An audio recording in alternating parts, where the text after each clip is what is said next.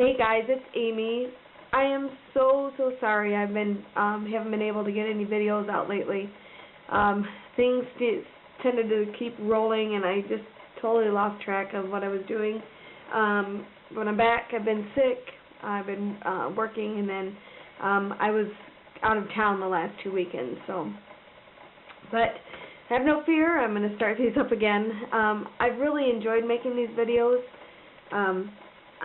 I think it's really helped my creativity, and that was my whole goal. So, the first project I wanted to show you, I've actually already loaded the pictures onto my blog, I think last week, but I haven't been able to show you in video yet. So, what I did was using the g45 Halloween in Wonderland. I don't have the names of the papers anymore because I made this a little over like a week and a half ago. So, but this is just a cobweb. I think it was the back of one of the papers, but I thought it was really cute. She's from the title page, the Halloween in Wonderland. And I just cut her out, and then I popped her up on Pop Dots. And then just using chipboard, I cut a keyhole out. And it did take me several tries, but it was pretty easy to do. I did it just like on a plain sheet of paper, just a scratch paper. I drew the design and cut it out to see the shape. The first couple times I did it was way too small, and so then once I got the size that I wanted, I just drew it on and cut it out, and it worked out pretty well. And so what I did then was using a couple different paints, and I'm not sure if I still have them sitting around here. I think I do. I used to make this the keyhole. I used this Making Memories. It's called Lagoon. It's a really pretty color. It has, I think that's where a little bit of this green is coming in, but I used this, and then I sprayed. What I did several coats. I did this as the first coat, and then I mixed that Lagoon with a mixture I'd come up with using peeled paint, gold shimmer mist, I made a gold shimmer mist is what I did, or green shimmer mist. I used a lot of water, the peeled paint, and then my gold perfect pearls. And what I did was I just squirted like a little bit of this on my craft sheet and then sprayed this into it and mixed it up, and then I did several coats with that. And then I think at the very end I ended up going over the whole thing with my Tim Holtz ink like this and the applicator. I've been trying to get my area cleaned up because it's such a mess right now. So I was doing projects a couple of weeks ago and then just kind of all sat here. So what I did was I just smushed it on and then I sprayed it. And what happened was all of that ink kind of ran and it became wet because, you know, it's very, Tim Holtz items are very water soluble.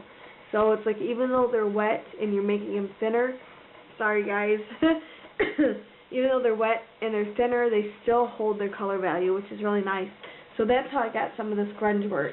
And then, so I dried that with my heat gun, and then I went through with my, these are called Quickie Glue. I'm sure there's other brands, but it's a pinpoint glue roller. So it looks like it's a clear paint, so I won't be able to actually put it on anything and show you. Let me see. I just made some cards today for my pastor and his wife for Pastor's Appreciation, and I wanted to show you those cards, but I had to get it over to him before I could actually make the video. So it just rolls on like a pin, and then I think I have some glitter in here I can show you. Probably isn't the best card to show you with glitter because it's got holes that I've cut out. Oh, okay. Let me just dust that off.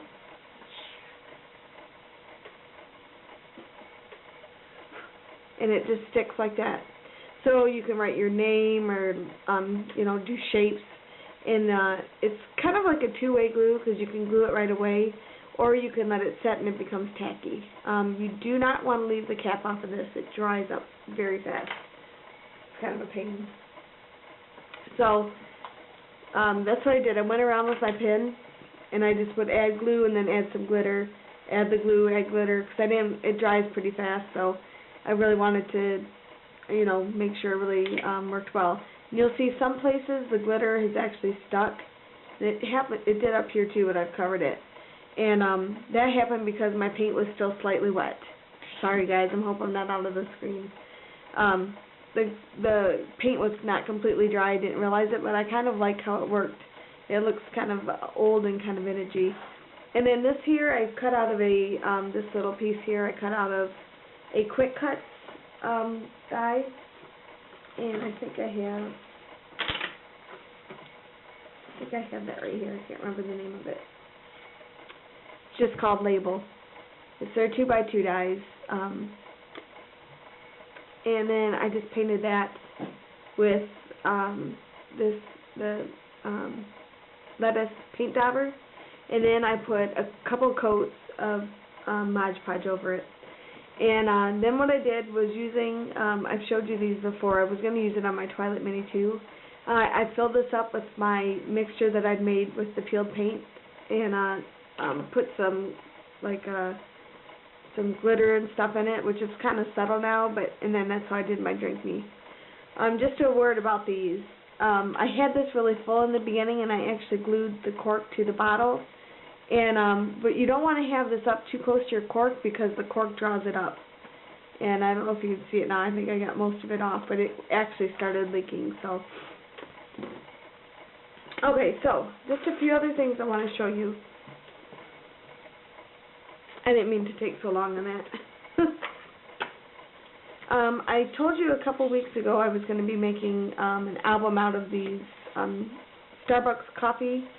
They're just the little pieces that they put on your coffee cup so you don't burn your hands. I was going to do my New York trip. I started looking for my pictures. I cannot find my New York pictures anywhere. I know they're on my computer there somewhere, but I'm going to have to really search. I changed to a different Windows system, and when I did, I thought I had saved everything, but I'm sure I'll find them. It's just a matter of really digging and trying to figure out what I did. Sometimes I go through and clean and put things in new files, and then I forget that I've done it. So this was the start. This was just a regular chipboard, and I covered it in some basic gray paper. This is the Tim Holtz film strip, and what I did was I ran it through my Xyron. I just have that little X, and I don't know if I have it out here. Just this right here, and I just cut a length that I needed, and ran it through here and got it sticky, and then I adhered it to a picture, one of my pictures that I had that was printed off from when I went to New York with my mom and dad back, like 10 or so years ago. That way we could get the scene of New York on the front of it. This I cut out at my local scrapbook store. They have a really nice, tons and tons of dies to cut from.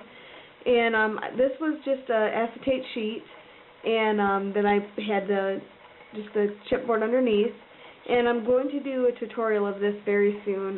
What I did was I used, it's called what is it called? Ultra Thick Embossing Enamel. It's a tough one to say, but it's called UTEE, I think is the name of it. It's a super thick embossing enamel, and so it's because I used it on this acetate, and I had the heat gun on it, it made them kind of warped, and I really like that. And then I used the roses that I found at Hobby Lobby. And I already did one. That's my back. I started to paint one, but I really haven't got into it. After I couldn't find my pictures, I kind of put that aside.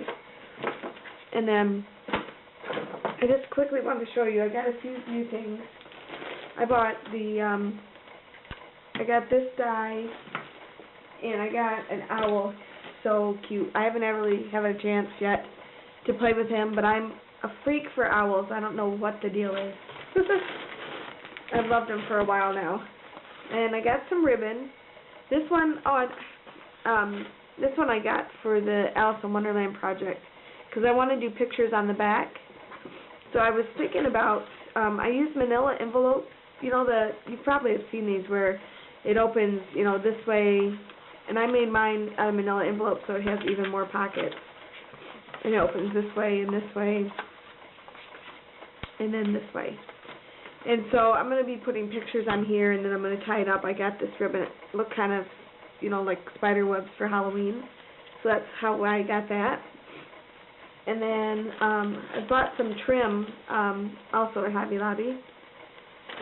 Like you just saw that I had the brown roses. This was clearance. I don't know why, so I got a bunch of it. I don't know that I used a lot of this color, but I loved the pearls in it, the white pearls. So I got like 2.5 yards, I think is what they had left, but it was clearance for like $1, maybe $1.70 or something like that. So you can't beat that. So I got a whole lot of that. And then I got, already seen that one. That's the brown one, just like it, but I got that a couple weeks ago. I got this lace because a couple of ladies that that used to shop at well, I think they still shop there, but when I used to work at the scrapbook store, I know them from there, and I've made one of these, but of course I don't know what's happened to it. But it's one of these things, the laces where you can do a running stitch and make it into a 5-petal flower. So that's why I bought this. But it's really pretty. I think I can use it for a lot of different things. And then I got a couple jeweled trims. I don't know, I'm really fascinated with these. They're so pretty. I want to get some more. I might have to, I'm not exactly sure what I'm going to use this on yet, but I just think it's so pretty. That's the tan one, and then I got a blue one as well.